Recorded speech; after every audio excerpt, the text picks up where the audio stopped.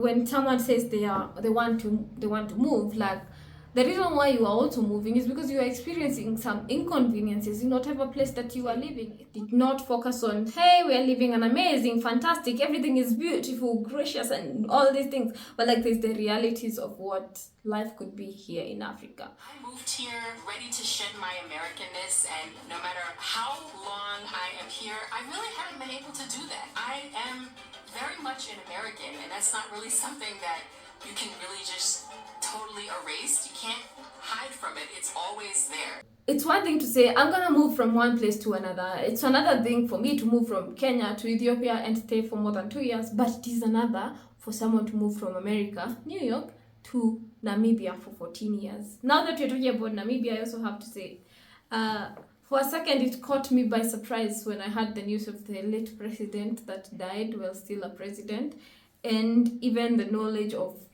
actually, he was president for quite some long time. Anyway, today we're going to be reacting on how I see America after living in Namibia for 14 years, and she is an African American that is famously known for being among the first people that decided, you know what, I'm done with all the challenges that so many Black people or Africans are facing in America, and she decided, you know what, let's go start a new life. And I'm excited to hear how her story and how she now sees America, also to understand if the perspective is better or even worse now. So let's do it.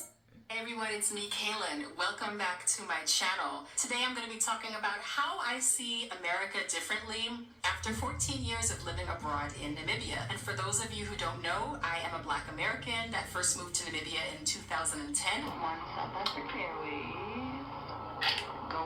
By 2010, the Ghanaian recent 2019 movement of returning back to Africa had not happened.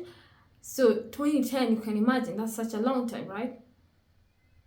To Namibia now.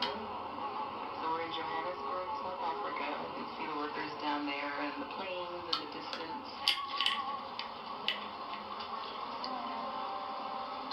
I still live here. I'm now married to a Namibian national. We have 2 kids together and 2 dogs, and I am from New York. So the first thing that stands out to me is that I feel like Americans stress a lot over service disruptions. And I am actually still this way, but I'm just not as bad as I used to be. But whenever there is a natural disaster that impacts electricity, let me tell you, yeah, this is so true. This is so true on how African Americans deal with even electricity. Like, my patience level on some of these inconveniences it's like 2 different situations. But also, let's give them some grace. You know, they've never had like a blackout. Like I'd say in Kenya, we don't experience that much blackout, but I can't say we don't experience blackout. So once in a while, it will happen. And unfortunately, I've had someone describing it as, how do I give someone so much power to determine when I can have lights or when I cannot have lights? But this is where we are living, this is the situation, you know. But I'm guessing from her experience after living here longer, you get maybe acclimated. I don't know if it's called acclimation, but like you get accustomed to it and you adapt easier. Internet, water. I see people on social media panicking, Americans panicking. And this is not obviously about when it really is endangering someone's life, like elderly people or people that are ill and need to be on machines and things like that, because that is obviously a very big, major inconvenience. But just people that they still have their house, they still have their health, but the internet is out, the power is out. And I feel like here, people cope a lot better with those types of disruptions. Do they find it to be an inconvenience? Yes, they do. However, I think I, for one, have kind of absorbed a bit of the culture here of not panicking. It's not the worst thing in the world, and having a lot more patience. Things are not always going to get fixed right away. You can survive without electricity unless you need it for medical reasons or something like that, but you can survive. You can use a match and a candle. You can absolutely survive without internet. Life will go on. So it's been a lesson in patience, and I have built a lot more patience from dealing with those things that do happen a lot more frequently here. And even, for example, if there's going to be a water outage, like when I first moved here, and I was living in a rural area, and we had a really bad rainy season that was tripping up all sorts of systems, and as a result, we would get frequent power and water outages. And so I just started saving water the night before I had to be at work the next morning because I was teaching at a school. You know, there are ways to be flexible. If it's the summer season, then you don't have air conditioner, you don't have a fan, but it's not the end of the world, you know? Like, it's like, I sometimes think that we are not that comfortable with inconvenience. And that's debatable as to whether that's a good thing or a bad thing. Some people might say... But then I think that's why it comes back to on when someone says they want to move, like the reason why you are also moving is because you are experiencing some inconveniences in whatever place that you are living. It could be not a similar kind of inconvenience, like for example this one of coming to do with like water, electricity. It could be a whole different kind of inconvenience, right? So I feel like based on what you're coming from, then you're able to overcome this. Now, let's get to some controversial conversation. Maybe not controversial.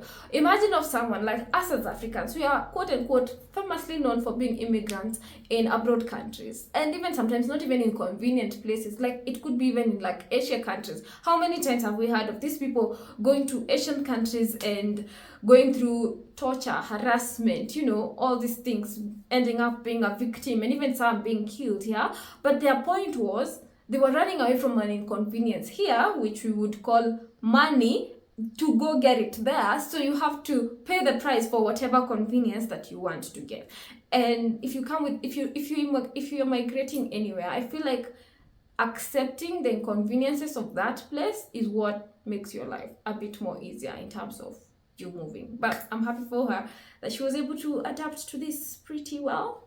Yeah, especially in rural places, these things can really happen.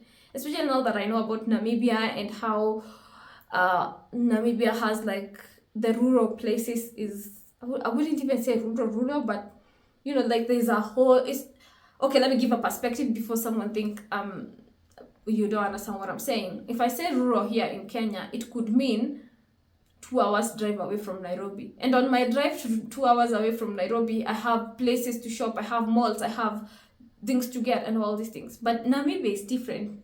On your way to transit from one place to another is a long distance, and in between is more of nothing happening, basically. Yeah, go check out Namibia content on my YouTube channel, Queen Desta. I did a whole episode about Namibia, which was amazing. Anyway, and that's debatable as to whether that's a good thing or a bad thing. Some people might say maybe people here need to be more demanding. I feel like Americans need to be less demanding and a bit more flexible. But that's one major thing that I've noticed after living here for all these years, just the cultural difference in terms of coping with inconvenience. Sense of urgency. American culture is very urgent compared to Namibian culture, which is much more relaxed. Americans, we are an urgent, timeliness-based culture. We want things done yesterday.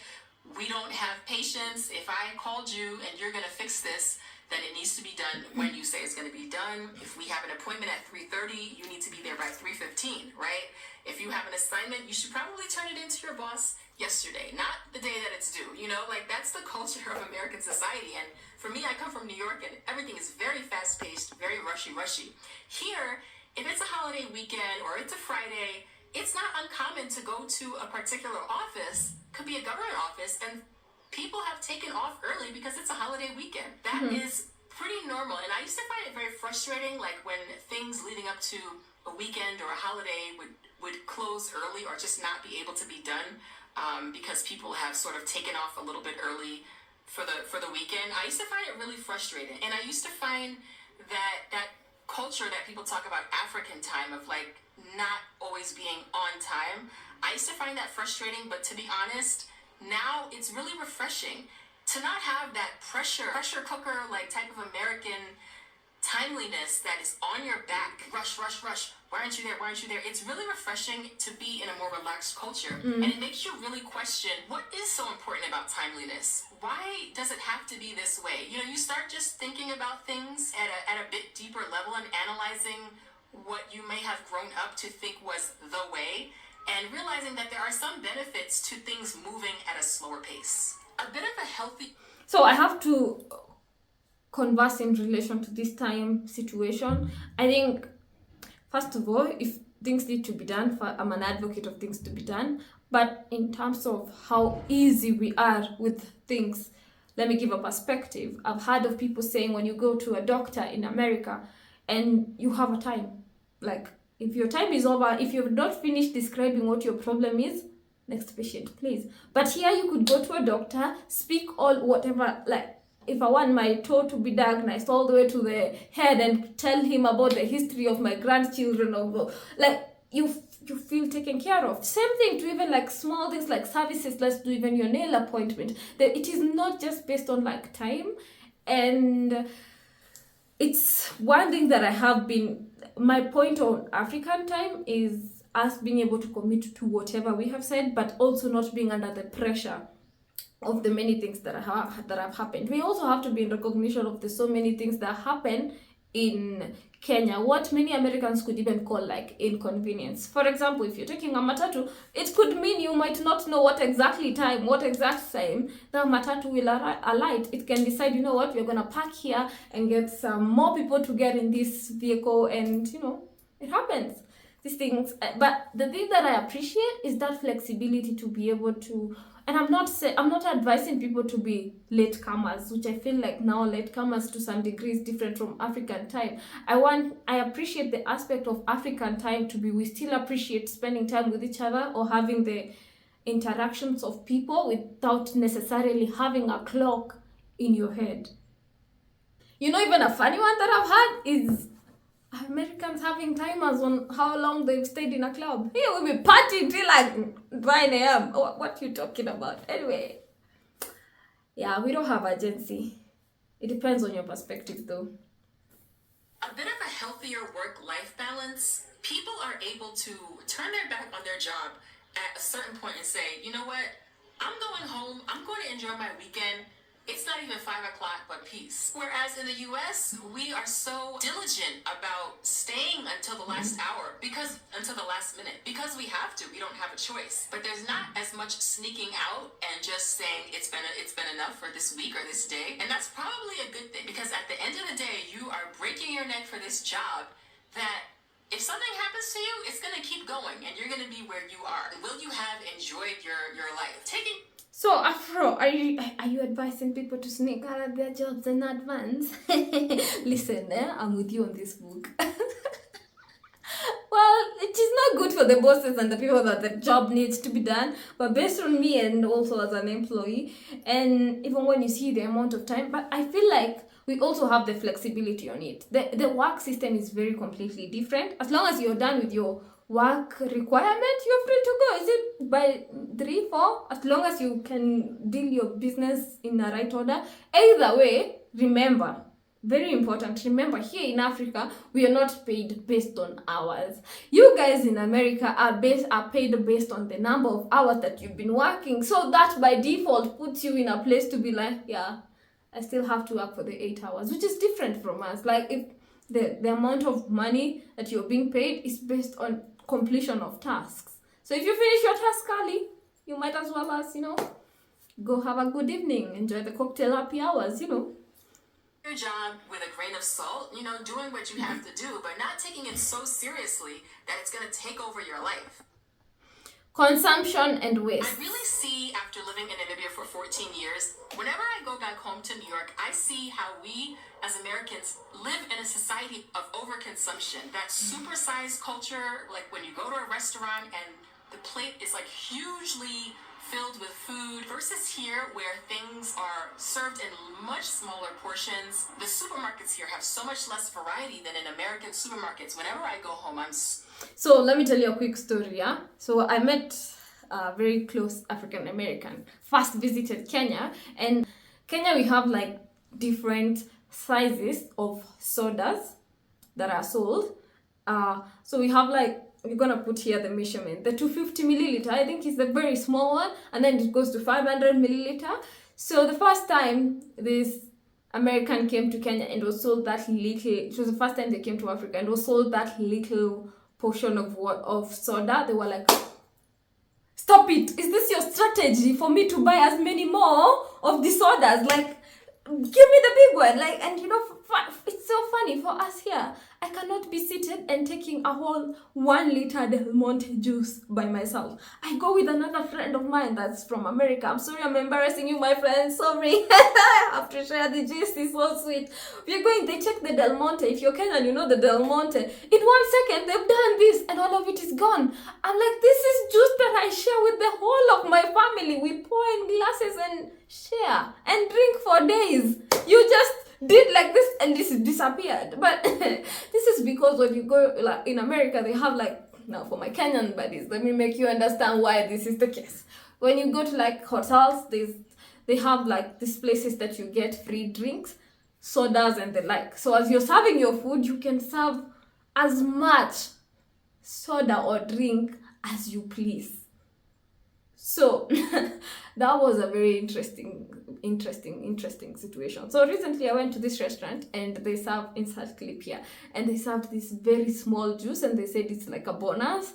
And I just took this clip to send to this American and be like, if you were here, you'd be fighting these people because it was really this petite. But do you need all that though? Different lifestyle. Even in American supermarkets, whenever I go home, I'm super overwhelmed by the massive amount of options that simply exist in the supermarket. It's almost like my eyes have to adjust to all the choices, and it's just overwhelming to make a choice, to make a selection. We are a society of, I think, too many choices, and I don't think it's always necessary. And with that, I think comes also a bit of wastefulness here. And I notice this with my husband, for example. If something's broken, people here are not so quick to throw it away. They might find a way to sell it, or really, they might just find a way to try to fix it themselves. Including containers! Do we tell them about our yogurt containers? Or does this still also happen in like America? Or find someone they know that can fix it, or take it apart and try to fix it. My husband will do that. He's not an electrician, but he will do that. People will really try and keep something until they get the last that they can get out of it before going to replace it or before going to buy a new one. There is a big culture of reusing here that, despite the recycling systems that we see in America, I still feel like things here get used a lot more over and over, and you really get your dime's worth, when you buy something here. Then in America, we just quick to throw something away, and so that's a big difference I see. It's just the culture of like overconsumption, and I think wastefulness, unfortunately, comes a lot with that in the US as well.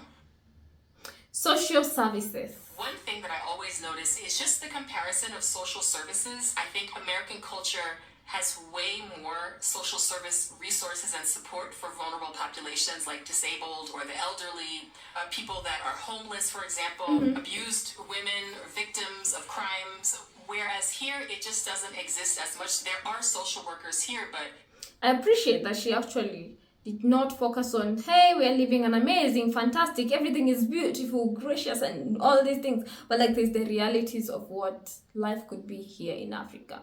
For example, do you know how much I feel like you guys in America are paid for being jobless? I'm like, must be nice. Must be nice. There's just a lot less of support for people that are in difficult, vulnerable positions. I see, for example, they call them street children here, which are literally children on the street who are homeless, many times addicted to drugs, and they're begging for food, begging for money. It never gets old to me. It's always shocking. And I asked my husband, well, where can they go? Are there shelters here for them? Orphanages? And for the most part, there really isn't. In my town, for example, I don't live in the capital, but there's not much support for homeless children in my town. That's shocking and it's scary. Even I hear a lot of stories here in Namibia about women who are abused going to report the crime, but then at the end of the day, they have to go right back home into their situation where they are absolutely exposed and vulnerable to. Yes, which is another thing. But in terms of in America, if you beat your wife, then you know your life could be that's it. Like the consequences could be more worse, and we can both learn from different places. And I wish there were measures that were supporting us as Africans more and more better, and offering us, she's saying, better social services. Their abuser knowing where they are and coming to get them. There aren't many women's shelters here. There aren't many homeless shelters. There definitely things of that nature. I remember when I was a volunteer back in 2011, I was teaching at a school, and there was a student there. She was severely physically disabled, which made it difficult for her to walk, to write, things like that. And she used to get swallowed up in the transition from class to class, like when the periods change. She would get just sort of swallowed up in the crowds of the students, and nobody helped her. There was nothing for that student. And I was just shocked by that, and I wondered, why isn't there more to accommodate her disability? Really, in that area, there weren't many, if any. There wasn't even one school for disabled children, and the school didn't have like a social worker or something like that that was on the school property. Maybe she had a social worker else that worked somewhere else, but there hardly was anything done to accommodate her. She was on her own to fend for herself. We in the U.S., although it's not perfect, the social services system is absolutely far from perfect in America, but it is significantly more well-resourced, and there is a lot more support in the U.S. than there is here for vulnerable populations. Entrepreneurship. Now, let me see. I'm not sure where this goes on, where it's better in terms of which offers better entrepreneurship opportunities, but they say when you go to America, it's the land of where all your dreams can come true. I don't know if that's true. Thing here is that there is so much entrepreneurial opportunity here compared, I think, to the U.S., where the competition is so fierce and everything is sort of already, all the ideas are already sort of like snatched up and done. It's like you really have to work hard to like make a dent as an entrepreneur in the U.S. or find something unique. Everything has almost been thought of, whereas here, particularly once you get outside of the bigger cities or outside of the capital city, there is so much entrepreneurial opportunity available. I see it everywhere, and I'm always like, wow, like that's an idea. There is a lot more entrepreneurial opportunity, I think, in the motherland, on the continent of Africa, than there is in the U.S. Nice. School kids. The educational system is something that I will always continually be fascinated by. So I also have to say, before even she talks, I know this about school and education here because I have had a lot from the Kenyans that have, this is my experience from a Kenyan perspective, the Kenyans or Africans that have moved from here to abroad, especially in this here, specifically America. They've talked about the kids, or even them individuals who are kids at that point or students, being very ahead in terms of their education system compared to how much they were here in Kenya. So for this, I know Kenyan education system teaches in a more brilliant way in terms of knowing these things way ahead. Also, I think differences between there and here. In the U.S., students have a lot of autonomy, a lot of freedom. They can speak their mind. They know they can call the police on their parents if they want to, or on their principal or their teacher. Here, that is not the case.